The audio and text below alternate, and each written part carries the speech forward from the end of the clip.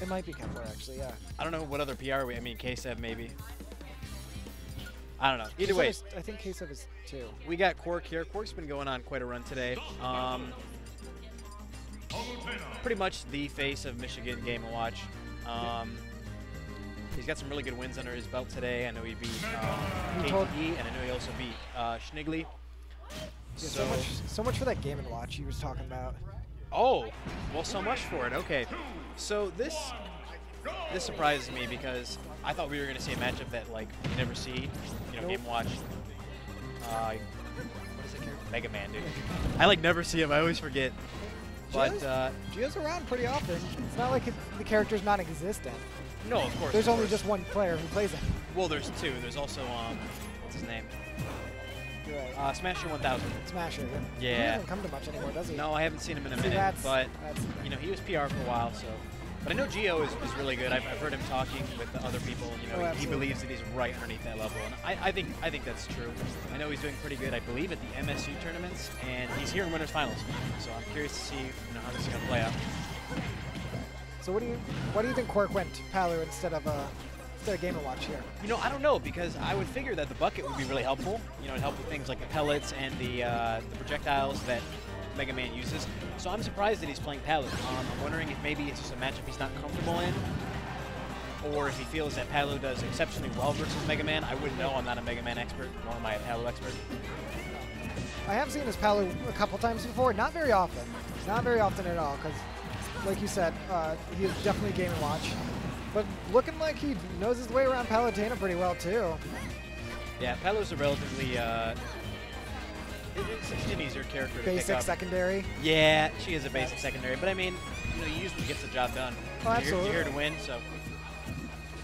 If you need a character to just pick up to win a few matchups, the answer is Palutena. For sure. And Quark doing a really good job here, holding center stage. He's pretty much been right where that Pokeball's at for the last like 10 seconds here. It's looking like Gio doesn't have a way to get in, but he managed to land a fair. He's got him in an edge guard situation. But Quark mixing up with the teleport on stage. The thing is here that he's just not killing, and Quark is still doing all of this damage here. Like, he's getting these little hits every once in a while, Gio is, but he's just not getting any of the big enough ones to kill. He's fishing with his grab now too. But that whiff Explosive Flame will cost him the stock.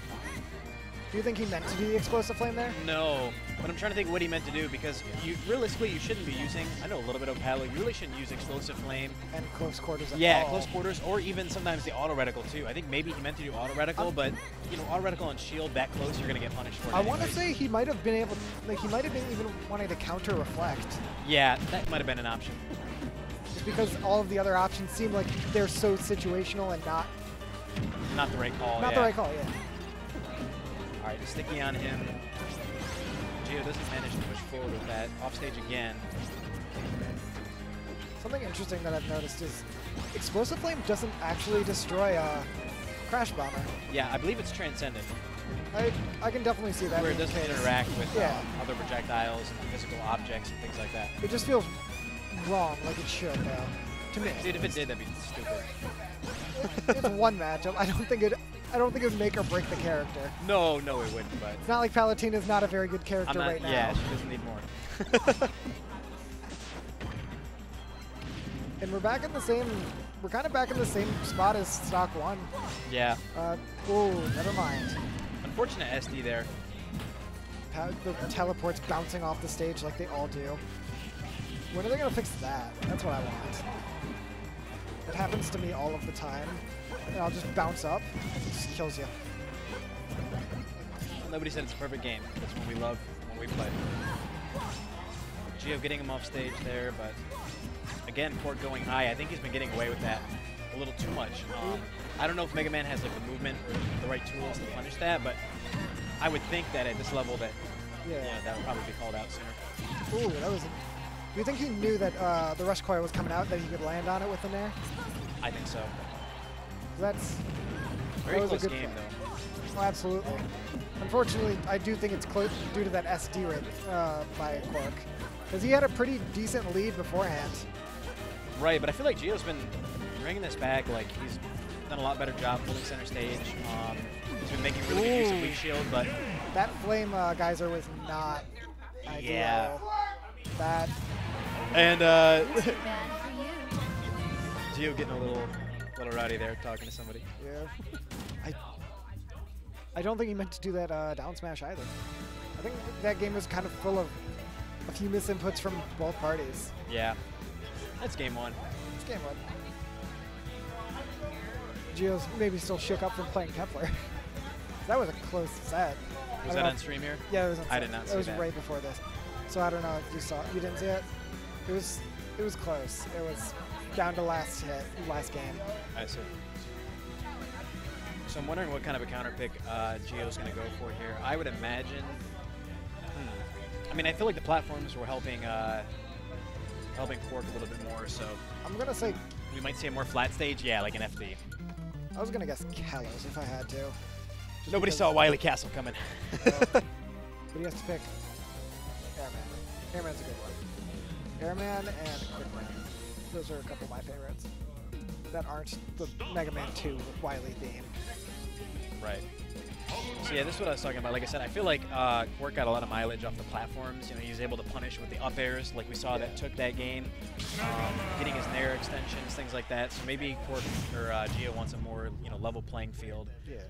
More room to kind of space out, do his own thing. You also got the home field advantage. It's a Mega Man stage. Oh, of course. Music power up, always.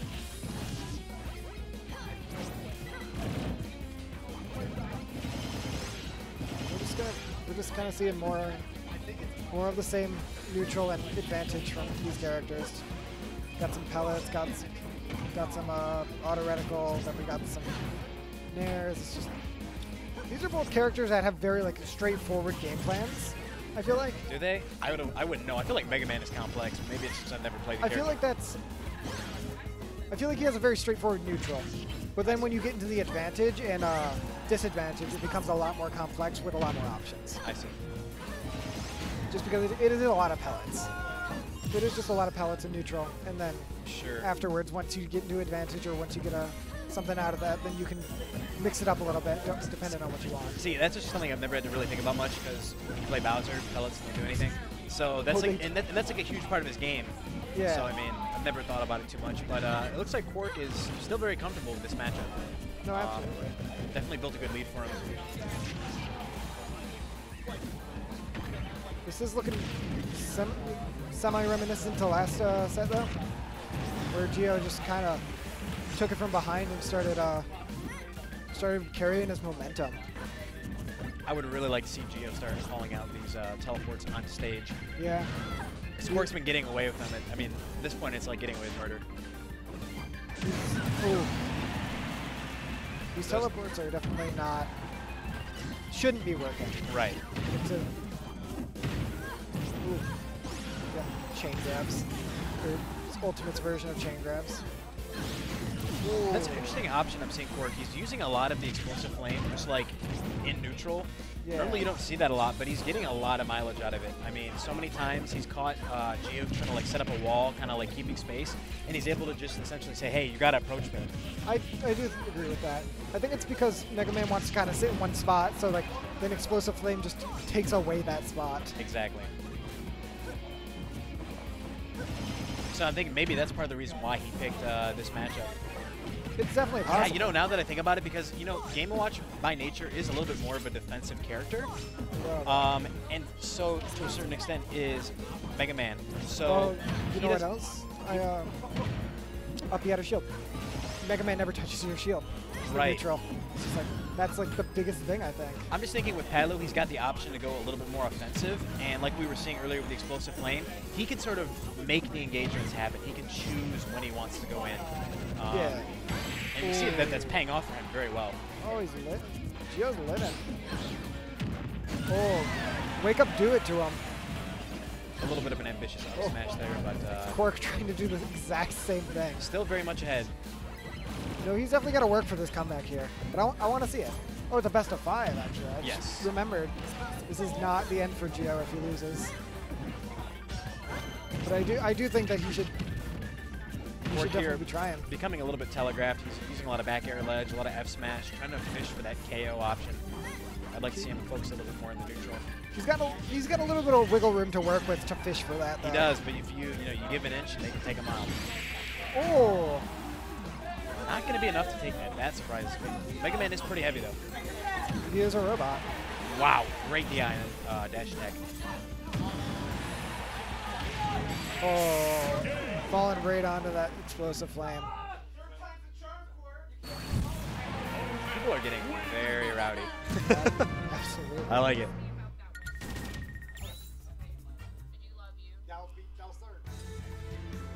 So far in the set, it's looking like Gio's been able to keep up, but he hasn't really found an answer for this Palu.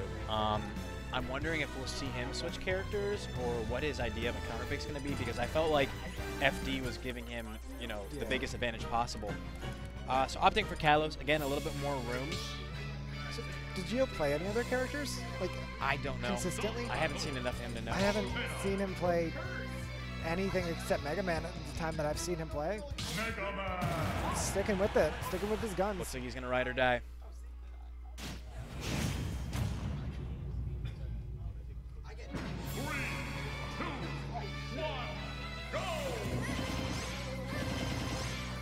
Alright, air train inbound. Starting off my this God. first game 3. And this is not what Gio wants to have happen at the beginning of his potentially last game of the set.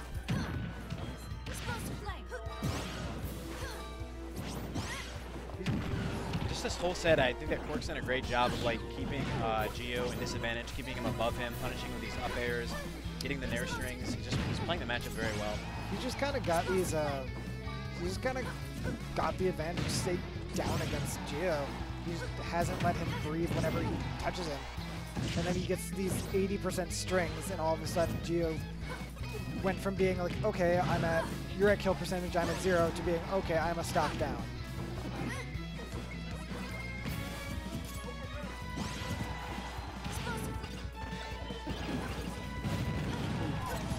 Transferring a couple times. Able to land a back air, and Gio has put himself in the lead, I think for the first time in the set. For very few times this set. I really like what Gio was doing there. He was very patient on that platform, not just kind of getting antsy and jumping back into the fray. He took his time, didn't get hit with an up air, and he's managed to hang on to the stock. I'd like to see what he can do with it. Now we're seeing there's been a lot of back and forth this game. Gio's been doing a lot better job of keeping Quark in disadvantage. Oh my God, that was brilliant. He called out the teleport on the stage and managed to get a sticky and a grab off of it. He got a lot of damage for it. He just needs to have been doing that the entire set. That's the problem with that. If he can start doing that more now, then I think he's got at least a few games left. And I've noticed that Quark has been having some difficulty dealing with the Leaf Shield up close. There's a lot of lag on that move, and it seems like he just drops his shield kind of at the last minute and then ends up getting hit by it. You really got to be patient with that move, because I believe Smasher told me that there's 50-something frames of lag on Leaf Shield. So if you shield the whole thing, it's basically a free punish. Do you think Quark's trying to parry it and go for an even harder punish? I don't think parries, I mean, he got a parry there. That was probably just good reaction time, but I think he should just be patient, and even if your punish is just a dash attack or something fast, get your punish done. Alright, that was not an ideal forward smash. And now Gio back in trailing position. Yep. He needs to be doing something about these I would have liked teleports to see on him the pummel stage. there. Again. He had Quark at 150%. He could have easily gotten in a few pummels, and the back throw probably would have taken it. But regardless, we're in last stock situation here. Game 3 could be Gio's last game. I think he's been failing to capitalize on those teleports onto stage again. He got it one time, and I don't think he's done it since. Well, part of it, I feel like, over the last minute or so here is that Quark hasn't really been off stage. He's been off He's the been the stage one wailing on Gio, so. But those times that he has been teleported back onto stage, that was the times that he could have just ended the stock there. And I think those times that he took extra damage for no reason, might have just lost him the set.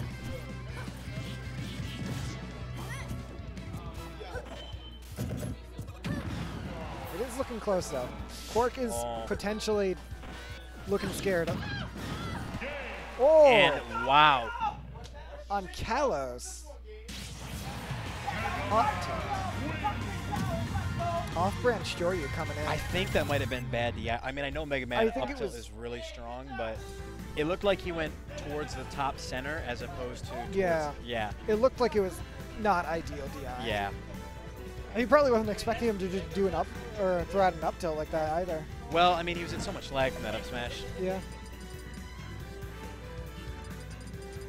Either way, you figure he'd do something other than up tilt. Is that better to kill than? Oh, it is. Yeah, it is. Oh, yeah. It's Mega Man's strongest. strongest. It's Mega Man's strongest kill option. If I'm not All mistaken. right. Yeah, it is. It's like way stronger than up smash or down smash.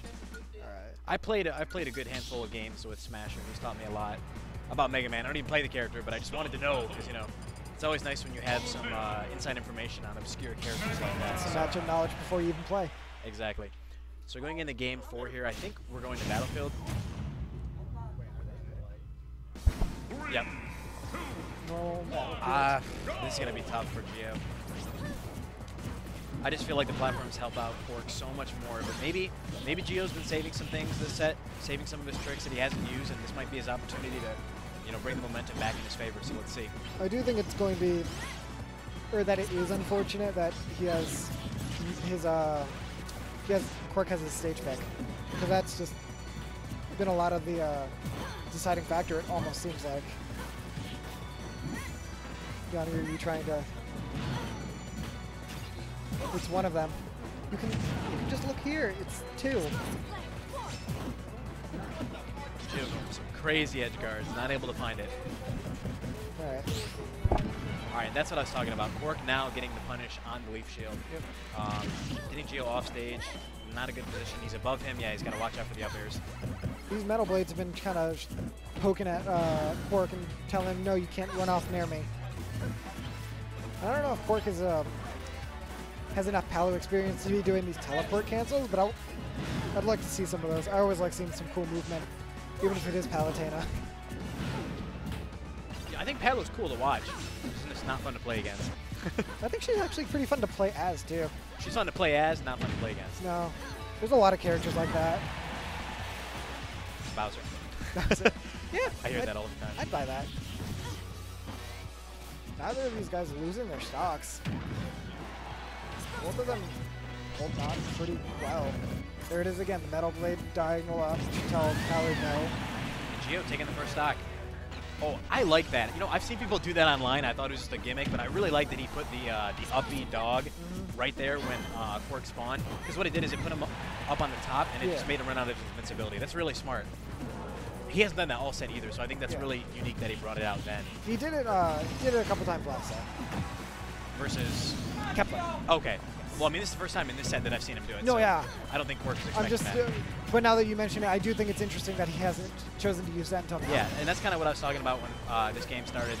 I'm sure Gio has some tricks we haven't seen yet. Yeah. And this is probably when he needs to bring them out. Oh, absolutely. He's back up against the wall right now. And even with all of that, it's looking relatively even still. Unfortunate for Gio.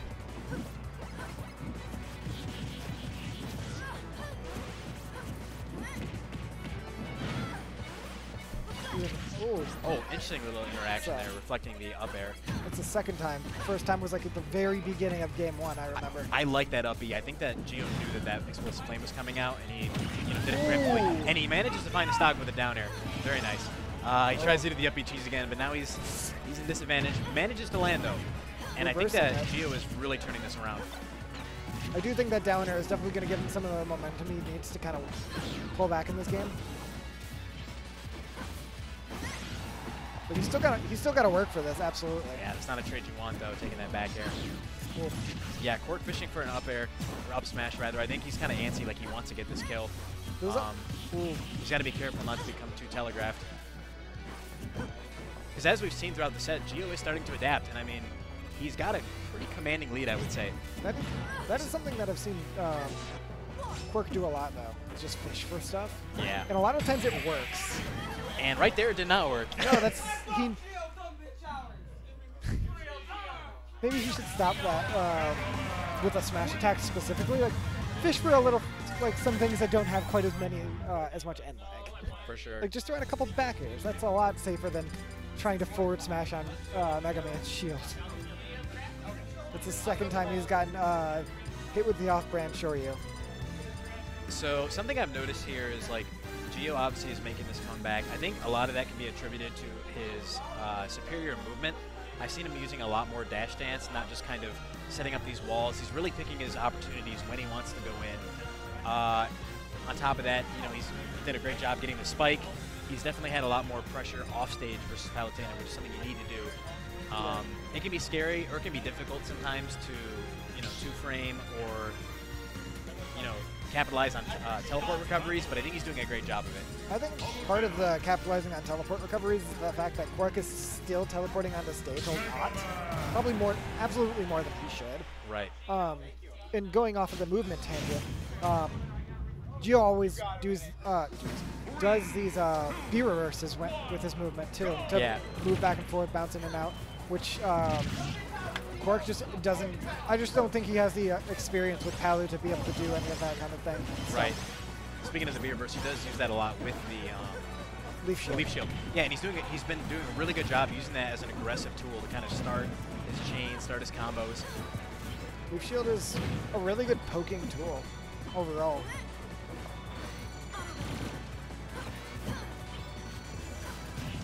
I think Quark is starting to play a little more defensive in this matchup. Just because he's got his back up against the wall a little bit more. And he's understanding, like, hey, he's adapting. I need to start changing myself up a little bit. Yeah. I'm getting antsy. I'm getting greedy. So maybe he does seem like he's playing a little bit more defensive. Not terrible, not too much, but enough that it's making a difference. Manages to get back to the ledge safely. There it is. Parry on that Leaf Shield, able to get his punish. He's got Gio off stage, which is exactly where he wants him. I'm surprised something I have not seen from Quark is a down tilt at ledge. Because Gio, like, he's not hanging on the ledge forever, but he's definitely there long enough to where he can punish that invincibility running out. It would be close. It would force him to get off of ledge more consistently. Yeah, it would force him to make an option faster. And if anything, it's going to condition him to do different options, to choose different timings. Yeah. Because as we've seen, something that's been costing Quark over the last couple games here is that he's been, like, trying to make a hard call out at the ledge with a smash attack, and it's just not working. So I want to see him do some different options. You know, make Gio do something dumb so that he can get his punish. Exactly. Quark losing his first stock of the game. And Gio hanging on for dear life, just trying to get some of this extra damage before he loses his stock so he can keep his lead. Yeah, see, and I didn't like that edge pressure there from Quark. He just kind of kept jumping and back airing. Like I said, I feel like a down tilt is called for. Like, it just forces him off ledge and maybe you can get the kill. I mean, it was scary for sure. Right, but if you see someone back airing 3 times, you're not going to jump into it. No. That's some, like, big break play. That's like the, that's like you down smash and then you do it like 4 more times just because who would do it 4 more times? Right. But this has been an explosive set. I really like how it's kind of progressed here. Gio definitely mounting the comeback, and he's made some great adaptations.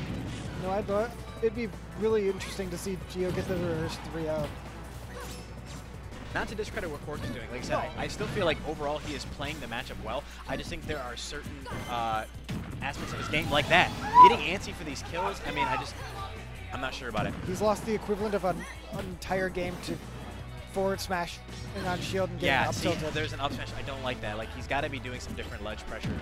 Gio is just so wise to it now at this point where it's really costing Quark. These down tilts at ledge should be coming out. Trying to two-frame him or something other than up smash. Yeah, again, he's just rolling past it at this point. He's definitely a little antsy. I think part of it is like it's getting to the end of the set and he's getting he doesn't know Palutena as well as Game & Watch, perhaps. Right. And he's just like, all right, I would know what to do with Game & Watch, but like in this position, I'm not sure what I should really be doing. Exactly. Oh, but manages to get the other up here. Okay, good. He finished off the stock. We've got an even game. I want to see last hit. I want to see a last hit. I feel like Gio might close it out here. Oh, I absolutely feel like he might, but it'd be nice to see a last hit situation. It'd be interesting. Oh, we're going for some crazy shenanigans. He's on some crackhead stuff. Oh, and the ledge trump will do it. Yeah. That was an excellent play. Yeah, he realized that Quark, you know, re-grabbed the ledge. Well, because he dropped down. He wanted to avoid something. Because he jumped up initially, got hit by Metal Blade. So then he re-grabbed the ledge, and Gio was, you know, he was one step ahead of